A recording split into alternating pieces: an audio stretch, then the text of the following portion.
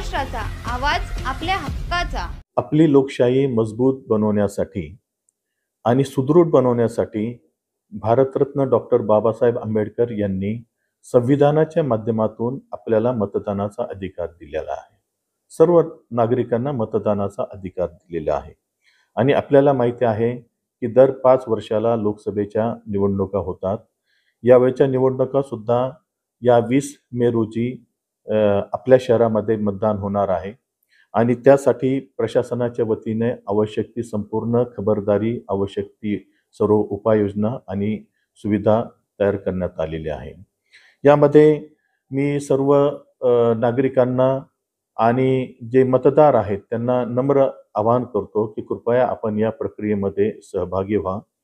आणि मला आनंद ह्या गोष्टीचा आहे की या मतदार यादीमध्ये जास्तीत जास्त मतदार हे युवा आहेत आणि परंतु दुर्दैवानं असं होतं की युवा वर्ग जो असतो तो इलेक्शन प्रक्रियेपासून दूर होतो आणि त्यामुळं मतदानाचा टक्केवारी कमी होते।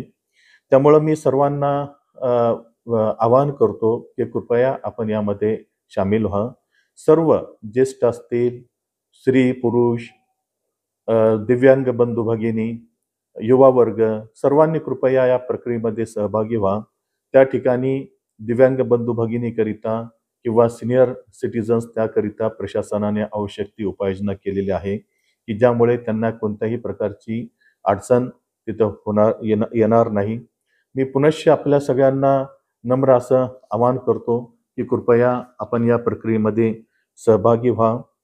वोट देने के लिए समय निकालें और अपना कर्तव्य निभाएं। मतदान कीजिए, गणतंत्र को मजबूत कीजिए। धन्यवाद। तुमच्या परिसरातील काही घडामोडी किंवा समस्या असतील तर आमच्या वृत्तवाहिनीला संपर्क करा आणि तसेच सतत अपडेट राहण्यासाठी आमच्या वृत्तवाहिनीला सबस्क्राइब करा आणि बेल आयकॉन दाबायला विसरू नका।